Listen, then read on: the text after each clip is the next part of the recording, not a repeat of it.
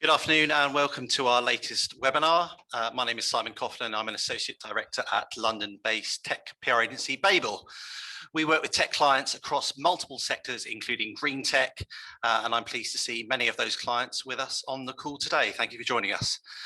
We will allow some time at the end of the discussion for some questions, but please feel free to ask some questions via the chat function on Zoom. I'll be monitoring that and will ask questions of the panelists throughout. First of all, I'd like to welcome the panelists who have joined us today. We are very pleased to welcome Fiona Harvey, who is an award-winning environmental journalist for The Guardian. She previously worked for the Financial Times for more than a decade. She's reported on every major environmental issue from as far afield as the Arctic and the Amazon, and a wide range of interviewees include Ban Ki-moon, Tony Blair, and Al Gore. I'm also pleased to welcome Rami Reshef, who's the Chief Executive of Gencell, a unique company that successfully develops unique intellectual properties which allow companies to offer the only low-temperature fuel cell on the commercial market, which uses no platinum in its catalysts and can extract hydrogen on demand from ammonia as fuel, which enables Gencell to offer an affordable and accessible primary power solution for off-grid and poor grid locations at a price lower than diesel. One of Gencell's key investors is TDK Ventures, and I'm very pleased to welcome the president of TDK Ventures based in California. So thanks very much for joining us very early, Nicholas Sofage. TDK Ventures recently launched its second fund with $150 million and a mandate to invest in early stage material science, energy and clean tech, mobility and robotics startups. So thank you, Nicholas. Thank you, Rami. Thank you, Fiona. Thank you very much for joining us. So without further ado, we're going to crack on with the questions. Right, the first question, what we're going to do is just introduce the general theme of today's discussion, which clearly we're focusing on green technology. It's a subject which is of particular interest in this year. In November, Glasgow in Scotland will host the 26th UN Climate Change Conference of the Parties, otherwise known as COP26. The summit will bring parties together to accelerate action towards the goals of the Paris Agreement and the UN Framework Convention on Climate Change. As host of the summit, the UK has been trying to convince other countries to adopt more ambitious climate goals. Prime Minister Boris Johnson has accepted the recommendations of the UK's Climate Change Committee to cut greenhouse gas emissions by 78% by 2035. However, today, as reported on by Fiona for The Guardian, the Climate Change Committee warned that the government has so far failed to come up with the policies needed to reach this target. It is widely accepted that the role of technology will be integral if these ambitious targets are to be met. Indeed, US climate envoy John Kerry recently said that he believes half the reductions that have yet to be made to get to net zero will come from new technology. So my first question to panelists, to what extent do you agree with Mr. Kerry's prediction that technology will play a crucial role in efforts to reduce the impact of climate change? And can you give me some standout examples of this technology in action? So we'll hand over to Fiona for that question. I think we should be clear about what Mr. Kerry was saying, and indeed what other people have joined him in saying. We do need technology, we need new technology, but at least half of the technologies that we need, the emissions reductions that we need, can be achieved with technologies that we have today. And that's especially true of the next decade. All of the emissions cuts that are needed in the next decade can be done with technologies that we have today. And John Kerry actually subsequently clarified his remarks to make that clear.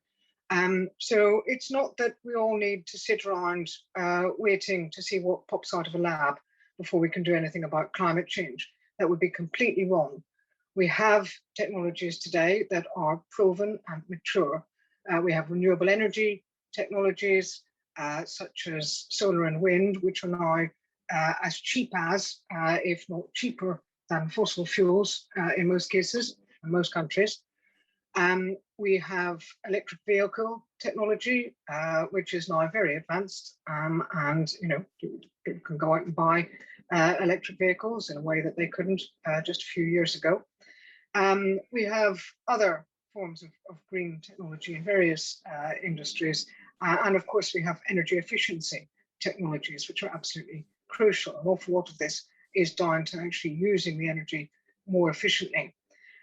So it's a bit wrong to say that we're reliant on new technology to achieve emissions cuts. We can get very near to where we need to be, and certainly we can get to where we need to be by the end of this decade with the technology that we have. Beyond the end of this decade, then we will need to look at new technologies in areas like aviation and shipping, which are very hard to decarbonize at the moment, but will be absolutely crucial if we want to carry on flying, and if we want to keep transporting goods around the world in the way that we do at the moment. So we need to be working on those technologies in this decade, and we will also need, in the coming decades, we will probably need some form of hydrogen technology and some form of carbon capture and storage. Both of those are underway at the moment. Research and development is underway on both of those big technologies, but we don't see any big examples of them in use, in widespread use at the moment. So they need to come on stream as well. So that's kind of where we are and what we need. The most important thing that we can do is to deploy the technologies we have at the moment. Thanks, Fiona. So Rami, clearly you've been working in the green tech sector for some time, so I'm fully expecting your answer to be yes to the question of whether technology is crucial to helping us to manage the impact of climate change. So would you certainly agree with John Kerry's statement that technology, certainly over the next 5 to 10 years, will play a crucial role in that process? I totally agree, and I totally agree with Fiona that we do have right now technology that can help us meet our sustainability goals and let the world to go to CO2 neutrality very, very soon. What I would like to say is that policies and governmental programs should play a major role in order to drive this existing technology that we have today in the level of the right commercialization level, and allow them to implement in order to reduce the CO2 emissions worldwide, and actually by that to avoid or to stop the root cause of global warming. So we do have different types of technology. It starts from renewable energy up to fuel cell technology and others, okay, that definitely could play a major role. I totally agree. Thank you, Rami. And the same question to you, Nicholas. I really like what Fiona said, and it feels like the half full, half empty. And for us, it's like, as venture capital, I think it's very exciting because we can invest in the technology we have today and make sure that we accelerate their success. And GenCell is a really beautiful example of that. And also invest in the technology that would need to be delivered that is not yet there. And again, GenCell is a good example of that. So I think we will be able to talk about their product today, but also the product that they are developing in the future for green ammonia, which again is all going to help. I will just add a granularity, which is that for the technology we have today, I think that you have both technologies that are existing today and are already having profitable unit economics. And you have some which are already exist and proven, but they don't have yet a profitable unit economy. And I think we need to look at policies and maybe investments from VCs and corporate VCs on how we can help these technologies to get to a profitable unit economics. Because at that point, then all the business models start to kick in and they can grow and they can scale. Thank you, Nicholas. So just coming on to the particular example of GenCell, a very successful Israeli company, TDK Ventures has invested in it, clearly demonstrating that success. Rami, it'd be really useful if you just give a brief overview of GenCell and the technology and how it's helping companies to manage climate change. Sure, thank you, Simon. So GenCell has successfully developed over the last 10 years unique intellectual properties which allow us to offer the only low temperature fuel cell on the commercial market that uses no platinum in its catalyst and can use ammonia as fuel. It's linked to what Nikolai said about the commercial availability of the offering, and we'll touch it later on. So in parallel, as we gladly see that the world is aiming to achieve climate neutrality and our dependency on connectivities is increasing, as we just saw around this COVID phenomena, it means that power generation at every site is critical. For urban site, for example, when grid density is high, we offer a backup power product that runs on hydrogen as fuel. It's a product that was designed to keep operation running throughout major outages in any extreme weather condition. For example, as the one that happened in Texas a few weeks ago, and they had no power for several days.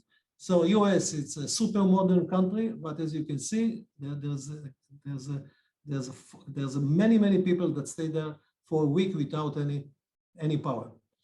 So this is a line of product that we call it the G5. It's and I would say this type of event is the key trigger for our GenCell G5 backup power solution to I would say to which is not relieves only the symptom of climate change outages by offering a clean and immediate backup power solution, but also resolve its root cause, carbon emissions, since this is 100% green energy.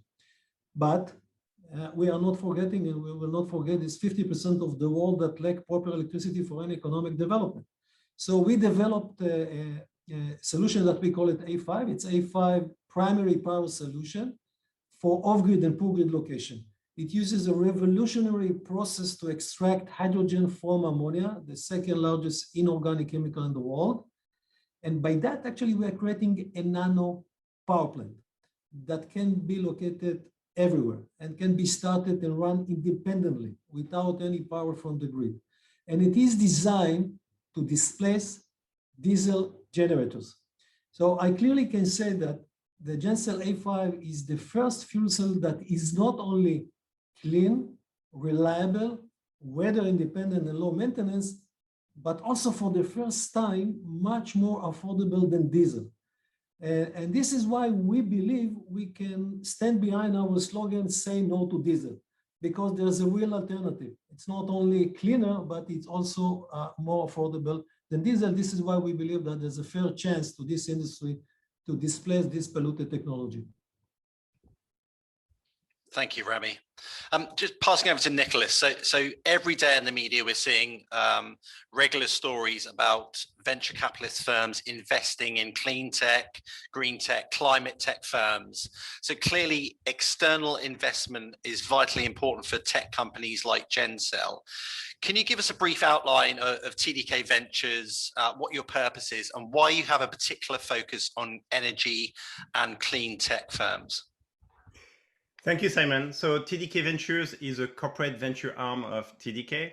TDK is well known for its tape cassette, but this is really a material science company. We're actually the biggest battery maker for consumer products today.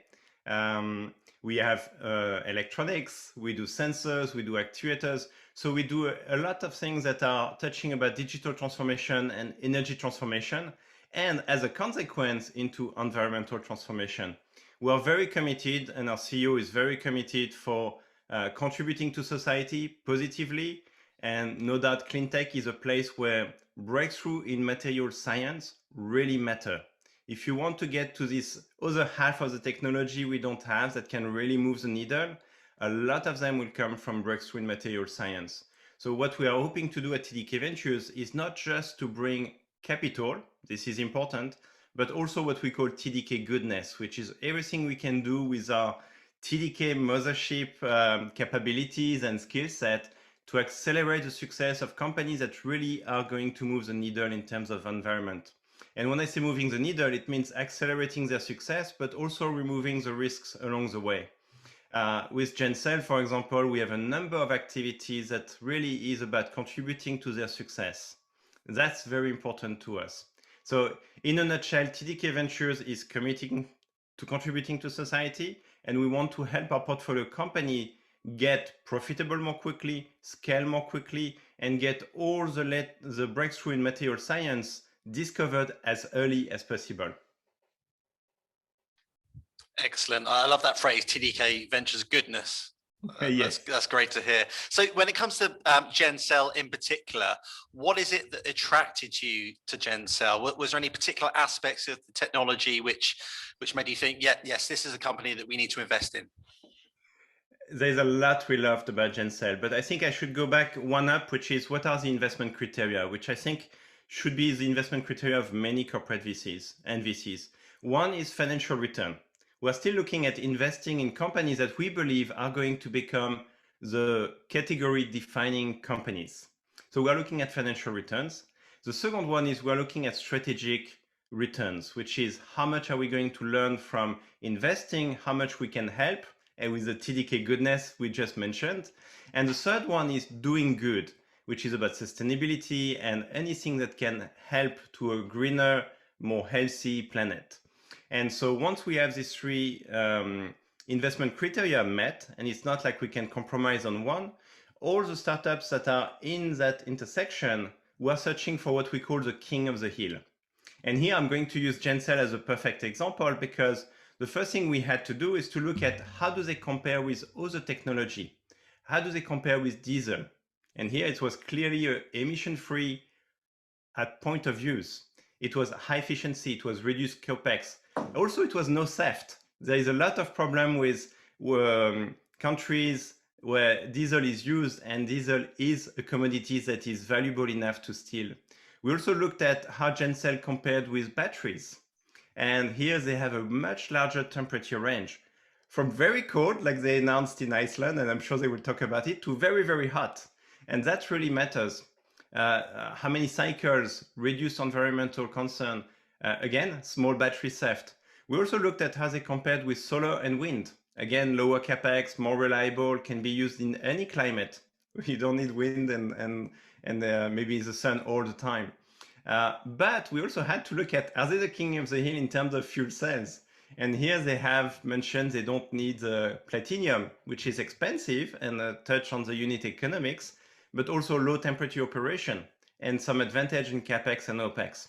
So when we search for the companies like Gencell, we're really looking at financial returns, strategic returns, doing good for sustainability, but are they the king of the hill? And when we invested in Gencell, we believe they were already the king of the hill for their current product. But then, and maybe we will talk about it later, they have this holy grail, all green ammonia solution. And that got us excited because this is where TDK Corporation can really partner with Gencell to accelerate and to, I won't say we will be the catalyst because they would do it anyway, but I think we can accelerate this development. Thanks, Nicholas.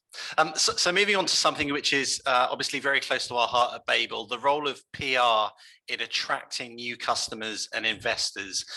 So I think there's a feeling generally that green tech companies are often at a disadvantage when it comes to accessing venture capital due to the longer timescales they operate on. Securing funding requires awareness, and in a very busy market, that's not always easy to achieve. So Rami, what is your view on the importance of marketing and PR in helping Gencell to grow? Thank you, Simon. I would start by saying that, like all companies, in order for green tech companies like Gencell to grow, first and foremost, they must know their way. First of all, what is the company's vision and how does this company plan to realize that vision? And why it's important? It's important because the public is overwhelmed by huge avalanche of companies. And I think Nicholas can share with you how many companies he's meeting almost on a daily basis.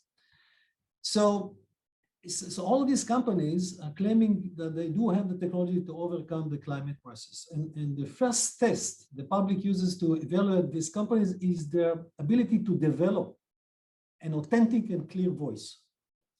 Secondly, I would say that because the green tech market is growing and developing so rapidly, it is key that companies stay on top of the market to learn about new developments. So to create a strategic partnership that enables them to leverage the best technologies to develop the best possible solution.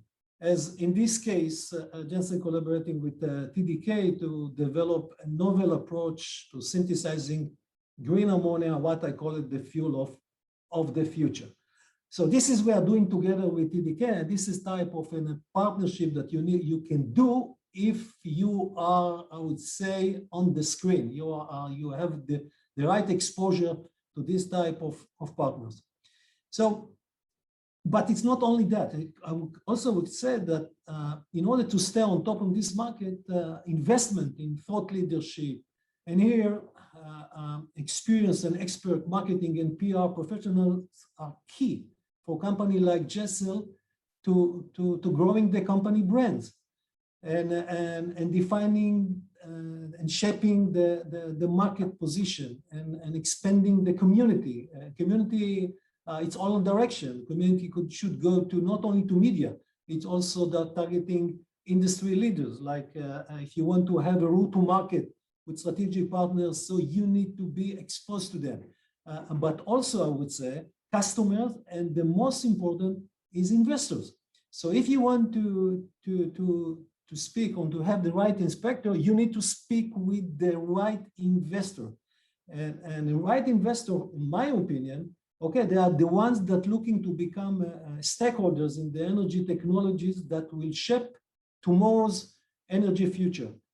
Investors that really could vision how the world will look like in the next 10 years. And I can share with you, Simon, that one of the things that was really amazing between big company like TDK and a small company like Jessel, that we had a shared vision of a total green solution that actually, I would say, paved the way to this relationship that we have. And I would say that Nicholas and TDK Venture is excellent example of investors that want to shape the future. And all of that, it's a result of intensively pushing the company to the media, to be exposed enough that you will be able to meet the right potential partners. So to sum up my view, that I would say that it's not enough that you have the brilliant technology in the world and you can change the world. You should have the right PR and marketing infrastructure around you, allow you to I would say, to extract the potential that you do have in your technology. Thank you, Rami. Great to hear your kudos for PR. That's great to hear. And Nicholas, from an investor's perspective, when you're trying to grow your portfolio, what sort of channels are you looking at? How important, how influential is media exposure for the green tech companies which you're interested in speaking with? Well, first, I think it's important, but I think it's also important to make sure this is really the right story being told. And this is really about telling what really matters. I'll give another example of a different portfolio company so that it doesn't feel like I'm only talking about Jessel. You can, Nicholas. It's okay. Of course. But in this case, I'm going to mention The Guardian, because actually I'm going to refer to one of the articles that I thought was really interesting from The Guardian, which actually helped me to shape my view about why to invest in an AI chipset company, which is the one here called Grok. And The Guardian wrote an article which was basically estimating that big data centers like hyperscalers could start to use 20% of the world's electricity by 2025. 20% of all electricity in the world by data centers. And so we started to look at solutions that would really reduce the energy of data centers. And we looked at many AI chipset companies that are used in these very big data centers. And we saw one that was an order of magnitude lower energy for the same level of compute. And so we invested in it. And what's interesting here is I think we were shaped by the story of The Guardian and many other data points. So that was really important for the story to be told, because VCs need this signal. They need this kind of perspective from the press to say, wait a second, where does moving the needle could come from?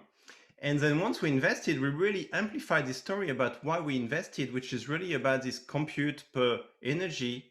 And what does that mean in terms of moving the needle? And even if you reduce by 20% at 20%, that's still 4% of the worldwide energy impact. And so when I was talking to Rami last time, I was also saying I could not wait for Gencell to announce what they did in Iceland, because up to today, everyone always assumed that this fuel cells is good for hot weather. But actually, this wide dynamic range of temperature is really important for even places where it's extremely cold and remote and very hard to get to. Think about all these 5G base stations that you need to have energy for. You really want to get a long cable and sourcing energy that's not green to them? It does not make sense. So I would really want to say that it should be one of these virtual cycle where we learn from the press and the story and what moves the needle, and then we can amplify that when we make the right moves according to it. Thanks, Nicholas. So my final question on the investor side of things. So clearly we're talking today about TDK Ventures and Gencell clearly being a very healthy relationship so far, but the relationship between VCs and Greentech firms has not always been so rosy. About a decade ago, there were some VC firms that were burnt by their investment in renewable energy, and indeed there may be some VC firms today who are saying, so what is different now? Why should I invest in Greentech firms? So Nicholas, why would you say now is the time for VC firms to really be focusing on their investment in Greentech companies? So I think if we were to define it as Cleantech 1.0 10 years ago and Cleantech 2.0, which I think started in 2018, 2019, and I think COVID-19 period has actually accelerated some of what I'm going to describe. First, I want to say that Cleantech 1.0 actually worked. I think there was a lot of success. I mean, just look at Tesla as a really successful example of a company that indeed 10 years ago, many people would not bet on Tesla. There's no doubt today that the impact of the company, let alone the capitalization, is mind-blowing.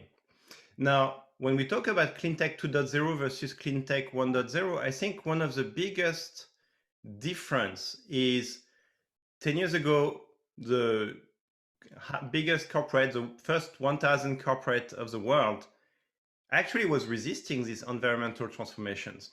They were not embracing them. It's hard to find any of the top 1,000 companies in the world today not to have an ESG mission, not to embrace these environmental technology improvements. They're actually even trying to contribute whenever they can. So I feel like there is a major difference between 10 years ago, and I know Fiona interviewed Al Gore, and The Inconvenient Truth was a really big start of the movement for people to be aware, but the corporate were not following then. They are definitely following today, if not following, really embracing. What does that mean for an investor? It means that this market size, this TAM and this SAM, when we look at companies, is much bigger and growing much faster than we could expect 10 years ago. And what I'm hoping is that we have learned about the impact of subsidies, the fact that they could disappear, but also the fact that some countries could help competitors with subsidies to a point where it kills the companies that are otherwise doing a good product. So I'm hoping that we are learning a lot from Cleantech 1.0. We're not being dismissive about them because there are a lot of really beautiful successes that came from it, but also Cleantech 2.0 has a beautiful story. And when we talk back to your first question about half the technology are invested and half is not, I can't wait for us to support and to embrace the technology we need and that are not yet invented. This is also what gets us in the morning every day. Thank you, Nicholas. Fiona, just touching on that subject briefly, you've been covering environmental issues for a long time. Do you see a change in the landscape for the way in which technology is viewed in its ability to manage climate change now versus, say, a decade ago? Oh yes, I think there's a great deal more awareness now that people are not just seeing sort of green tech and clean tech, but people are seeing the whole kind of spectrum of technologies out there. It's not just that you can sort of divide this very neatly into different categories. In a sense, every technology now needs to be green or needs to have an eye to the climate. You know, what Nicholas was saying about, you know, the energy consumption is really important, because if all technology is not designed with an eye to the climate, if all products are not designed with an eye to the climate, then we will see much more energy being used, many more resources being used, resources being wasted, and so on. So we actually need not just to promote awareness of green tech, but to promote greenness across all tech and across all products and all industries, really. So it's kind of, it's a pincer movement, really. It's both of those things need to happen at once. Thank you, Fiona. So moving into 2021, clearly COP26 due to take place in Glasgow later this year, delayed due to COVID from last year. So Fiona, in your view, how important is this conference in helping to manage climate change? Well, this is absolutely vital. This is the most important conference since the Glasgow, or since the Paris Agreement was signed in 2015. And the problem with the Paris Agreement is great, and it sets us on a path. It sets out what the goals need to be if we are to avoid the most dangerous ravages of climate change, if we're to avoid climate breakdown. But the goals are long term, and countries were asked at Paris to come forward with shorter term targets. And those targets were not really where they needed to be. The commitments that were made at Paris in 2015, if they were fulfilled, we would get to about 3 degrees of global heating. That doesn't sound like a lot when the Paris goals are to keep global heating to 1.5 or 2 degrees. But actually that makes a huge difference. So all countries have to come back now, 5 years later, have to come back with reinforced goals, with more stringent goals on reducing their greenhouse gas emissions that will bring down the forecast temperature increase to less than 2 degrees and preferably 1.5 degrees. Really 1.5 degrees is necessary. So that's what needs to be achieved this year. Why is it so important that we do it now? Well, because we've really only got about 10 years left if we want to stay within 1.5 degrees. That's what the Intergovernmental Panel on Climate Change told us a couple of years ago. They're the body of all of the world's leading climate scientists, and their consensus was that if we don't have greenhouse gas emissions by 2030, then we will go right through 1.5 degrees, and we'll see all kinds of consequences from that. So really, this is a crucial decade. We haven't got any more time to waste. The Paris Agreement is great, it's very strong, but it requires more action in the short term than people have agreed to yet. So that's why we need COP26 in Glasgow to really set the scene and set the tone for a decade of action. Thank you, Fiona. And turning to you, Nicholas, from where you are in California, without wishing to be too political, clearly Joe Biden's come into the presidency now.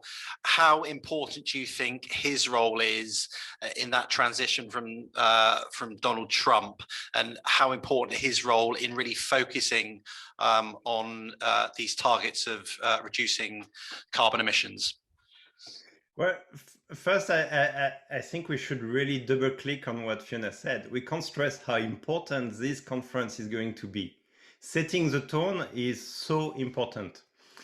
I'm not sure you should ask a French person about the US administration per se, but I'm very encouraged to see not just the US, but also China and India, which were not necessarily the countries that were at the forefront of making goals and trying to improve, really getting into it. So I think we should really be encouraged by this, because at the end you can have many countries committing, but you have the big one that really needs to be part of that. I also want to say that as an investor, what we're doing with the partnership of Global Corporate Venturing is an energy council where we are going to write down some recommendation for COP26 about which technologies we should be thinking about in terms of existing technology and future technologies, and how investors are thinking about which ones should really be getting help from governments. And in particular, we're going to look at the ones that really can move the needle in terms of emissions, but also the ones that have unit economics that are maybe not quite profitable yet, but they have a path to short-term profitable unit economics. Because at the end of the day, if you're helping the ones that are already profitable, this is nice. If you're helping the ones that will never be, or it will take 20 years to be profitable, I'm not sure this is really the way to do. Governments and countries have limited resources, so you should really help them to know where to really help. And so we are trying to find what is the best combination of moving the needle in terms of technologies, as well as the ones that could get to a path of profitable unit economics. Because once you get there, business will take care of themselves. And if you think about EV, what is really happening here? You had subsidies to help when the unit economics were not as competitive as the alternatives. Now it starts to be really competitive. What happens? EV is just going to go exponential. There is no doubt about it, and that's going to help. The reason is profitable unit economics. You need to get to a point where the green technologies like GenCell get to a profitable unit economics so they can scale. And they don't need VC to fund their growth. It's customers funding the growth. Thank you, Nicholas. Moving back on to PR and external comms, Fiona, do you think there's an opportunity for Greentech and Cleantech companies to raise awareness of their solutions via the media in the run-up to COP26? And if so, in your view, what makes a Greentech story stand out? Well, I think now is the time. I mean, if you can't make yourself stand out this year, when can you? Because this year is so much about COP26. You know, I mean, it's just an explosion of interest, and it could be really good news. COP26. You know, we've had the pandemic. You know, where we're coming through that. Hopefully, and by the time we get to COP26, hopefully a lot of things will be a lot closer to normal, if not completely normal. So, you know, we've really got to aim for that. But the world has been through a lot. And going through this pandemic, I think, has given people an awful lot more awareness of the climate and the dangers of climate breakdown, but also of our ability as people to work together and to overcome difficulties. And so, you know, really, it couldn't be more important, and it really does have an opportunity for the world to come together to solve a global problem, rather than, you know, to just kind of, you know, go home and say, oh, it's all too much. So we really, really need optimism, and we need a can-do attitude, and we need companies, along with everyone else, to come forward to say what they can do. This is a crucial decade, as we've just outlined, And everyone needs to take action. Everyone needs to be part of it. And so we'll be asking, countries to come forward. Every country in the world will be asked, what are you doing? But the same is true of companies. Every company will be asked, what are you doing? And so, people with a clean tech, a green tech story to tell will be right up there. This is an opportunity like no other. So it's incredibly important, but we are also very attuned. And, as we're coming closer to COP26, people are much more attuned to this. We're very aware of greenwash and the fact that there have been companies in the past, and there will be companies in the future, and there will be companies coming to COP26 trying to pretend that they're doing an awful lot better than they are. So, the kind of the greenwash detectors will be out in force. So companies really have to get their story straight. That you can't come to an event like COP26 or there'll be many events kind of around COP26 leading up to it, and lots of opportunities for companies to shine. But you can't expect to shine if what you're doing doesn't hold water, if what you're doing is not genuine and doesn't make a real difference, because the spotlight is on COP26 from a media point of view, and under the glare of that spotlight, anything that you're doing that is suspect will be found out. So I would urge companies to come forward with, whatever green messages they have. Go the extra mile, really. It's not enough at the moment to say, oh, we will look to meet the Paris Agreement, in 2050, or we've got some kind of long-term plan, or, we agree with the Paris Agreement. Wishy-washy things like that. They might have been okay in the past, but they're not going to cut it now. Companies have got to be able to say how they play a part in saving the planet in this next 10 years. And everyone's got to be able to say that. Thanks, Fiona. And I think you make a very good point about the pandemic and how it's perhaps really focused people's mind on climate change and the steps that need to be taken, both from a personal and corporate point of view to manage climate change. Nicholas or Rami, I don't know whether you have a view on the pandemic and how it has impacted the kind of the focus on the need to really focus more on what we can do to make a difference. Maybe I start, Simon. I think one of the outcome of COVID-19 is exactly what Fiona said. We need to save Mother Nature. So it's clear that the way that we have behaved before, this is something that could not fly anymore. So this is the reason that if I will link it to COP26, I would say if this is what we are as entrepreneurs, we are the technology companies, TDK as material science companies and investor, what we are looking for, I would say, policies that will be in place, policies that will come from all the key countries in the world, West, developed and developing countries, that actually will pave the way for the public and the private institutions in order to embrace ESG seriously. So it's I would say that this is an orchestra, I would say coordinated orchestra, that everyone should play with his tool in order to keep the tune. And the tune should be that we don't have any other way. We cannot escape from this mission that we have. And I would say that everyone has his role. In our case, our role is to develop technologies, trying to present this technology to the world. I believe that the investors should invest in the right companies that does have the potential to change the world. And if I may, I just want to highlight one thing. One of the things that we have shared with the public this week. Okay, for the first time, we have demonstrated a unit that can run on ammonia instead of diesel 24/7. What it means?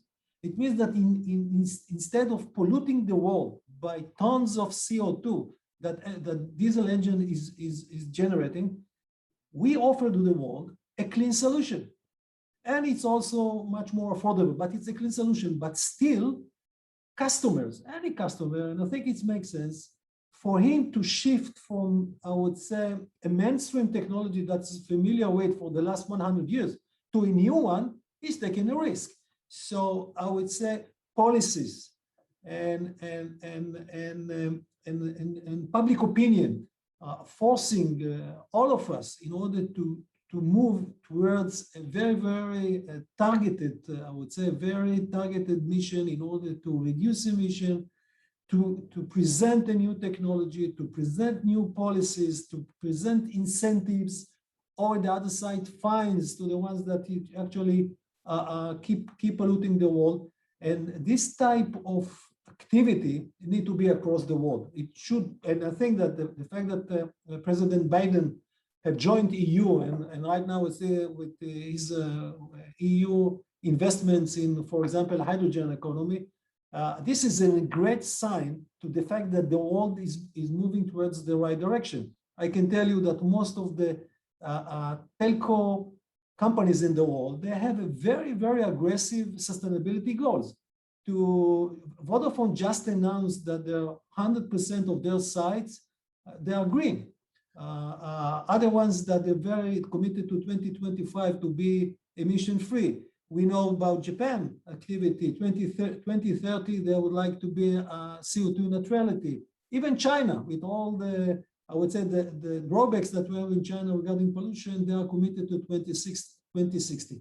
So in general, I would say it's in a puzzle that every single person in the world does have his responsibility, that we work together in order to meet the world targets for CO2 neutrality. Yeah, I think it's well said, and that connects to one thing you were asking, Simon, about the responsibility of the press and the peer, and what Fiona said about the spotlight. I think we should really be thinking about helping these companies, and it's not just the CEO of the companies, but the middle management of the companies, the people who are choosing between diesel and hydrogen fuel cells, that it really matters they choose the green solution versus the one that they've always chosen. It reminds me of this sentence we used to say so many times, which is, you will never get fired for choosing IBM. Today, people are not getting fired for choosing diesel, even though the equivalent proposed by Gencell is a no-brainer from our perspective. Maybe we need to really think about the peer around it. And if we think about the conference and the spotlight, maybe we should think about putting the spotlight on the companies that are making very clear KPIs on 2050, which would be a threshold KPI. But then I would really want to give spotlight to the companies that says, you know what, by 2045, that would be our target. And our stretch would be even 2 or 3 years earlier. I would really like companies to start not just giving one date, but giving one date which is threshold, one date target a bit earlier, and stretch a bit earlier. And if you do that, it would help the Guardian and other amazing agencies to really put the spotlight on the companies that have a clear action plan to pull in the date. And if we do that, what happens? Middle management will start to look at CO2 emission as a KPI themselves for choosing the right solutions, which today is a nice to have. It's like they have all the KPIs and they're looking at everything that matter, and I'm not disputing it, it makes sense, but CO2 is not even a KPI. And if the companies were to start to have this threshold and target and stretch and trying to pull in as early as possible zero emission, it will become a KPI very quickly. Thank you, Nicholas. Thank you, Rami. So my final question, just focusing back on this topic of greenwash, so clearly in the year of COP26, the opportunity for green tech firms is massive. But Fiona, I loved your quote saying that in your view, the greenwash detectors will be out in force this year. So we've got a lot of PRs on the line today. So I guess the question is, when you receive an email or pick up the phone to a PR, what do you want to hear from them? What tips do you have for pitching a good green tech story? Great. Well, it's got to really make a difference. It's not enough anymore to have something that's kind of a bit green or that's marginal. It's got to be something that actually is going to, as we've heard earlier, to move the needle, to bend the curve, to make a difference to greenhouse gas emissions. That's something that I would always advise all companies to look out for is offsetting, because that's a big area of greenwash. So if whatever you're doing relies on offsetting in some way, so you've got some emissions, but you've planted a forest or whatever, then that's going to set off the greenwash detectors, because really people need to be reducing emissions without resorting to offsetting, and a lot of offsetting schemes are just don't hold up to scrutiny. We've seen that time after time. So as soon as you say the word offsetting, then people's detectors will go off. So those are really important. I think that what we're looking for most of all, I think, is evidence that companies really get it. What you see an awful lot is companies kind of coming up with something that they think ticks a few green boxes. When you examine it in detail, you find that it's very shallow. It's just some kind of faraway commitment, or it's a minor change to their product or something like that. What we're looking for here is depth. This has got to go right through your company, right through every product and every service that you sell and produce. This has got to go right to the heart of your business. It can't just be an add-on. And the other thing is we are looking, on the positive side, we are looking for positive stories. There can be an awful lot of negativity around climate change, of course, because it's a terrifying problem. And if we don't solve it, then we are toast. So there is an awful lot of necessary sort of gloom around. But if we don't stay optimistic, then we won't be able to solve the problem. So we've got to have people with solutions. Now is the time for solutions to come forward. Now is the time to shine, and that's what we need. So I think that there is plenty of scope for companies that genuinely have good ideas and solutions and genuine commitments. There is actually plenty of space for them and plenty of airtime for them, because no journalist wants to write just doom and gloom all the time, because readers respond negatively to that. No one can take that all the time. And it's also never enough in journalism to just keep presenting the readers with a problem. Oh, here's this terrible stuff happening, climate change. We've got to keep presenting readers with, well, what's being done and what can be done and what needs to be done. And the solutions are, as we've heard today, some of them are political, some of them are regulatory, some of them are to do with finance and investment and getting the money out to where it's needed. And some of them are technical and to do with, really, it can be any kind of technology. It can be kind of, transformative technology doing things in an entirely new way, or it can be some technologies doing things that we already do, but doing them better, doing them in a cleaner and greener way.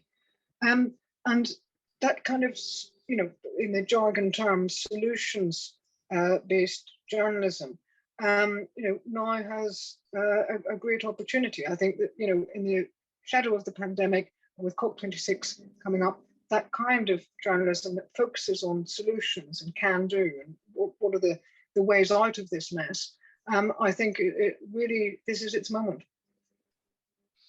Fiona, I really like what you said, because in a way, I feel like you have limited resource, which is the airtime you can give to stories. And this sounds very similar to what we do, which is we have limited capital and we have an amount of TDK goodness we can bring. And there's so much value to bring airtime and capital and support on what is positive. What are the things that are really going to move the needle, which is really going to improve? So I think we should partner. I think I have already some ideas about some of our portfolio companies behind us. Of course, Gencell is the obvious one, but we have, for example, Battery Resources, which is recycling batteries from that are being used and then can no longer be used, and recycling them. And yeah, I think it's interesting the way I never thought about it, but you have airtime, which you have to be very careful about where you put it. And the same for us in terms of capital and support. But these companies that move the needle, they really should get all of that. Thank you, Nicholas. Yeah, I think it's great to end on a more positive note. Rami, any final thoughts from yourself before we finish? I think Fiona just raised a very relevant point that honestly I never thought about it before, because we are as entrepreneurs, we're always looking after finding the capital and finding the best people and building the right product and going after customer and other partners. But what I missed, and I think Fiona, thank you very much for that, is what we need. We need that someone will open the window for us to the world. And this is the place of the media, because the problem is there. And there's many good companies around the world that come with brilliant ideas. Some of them have a brilliant ideas that actually can solve a major problem, not a niche, something that is very dramatic and drastic. And this is a great place, because when this type of offering will be exposed by the media, okay, we'll get this, I would say, noise, okay, to the world. Definitely, I believe that this type of companies that coming with this disruptive technology will get the right intention and the right opportunity to implement their vision. So Fiona, thank you very much for this idea. Wonderful.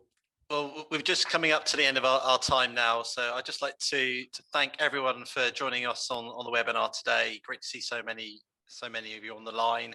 And a very big thank you to our panelists, Nicholas from TDK Ventures, Rami from Gencell, and Fiona from The Guardian.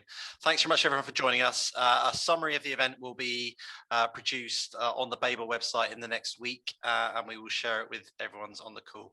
So thanks very much, and I hopefully be in touch with you very soon. Thank you. Bye-bye. Thank you. Thank you. Bye-bye. Bye-bye. Bye-bye.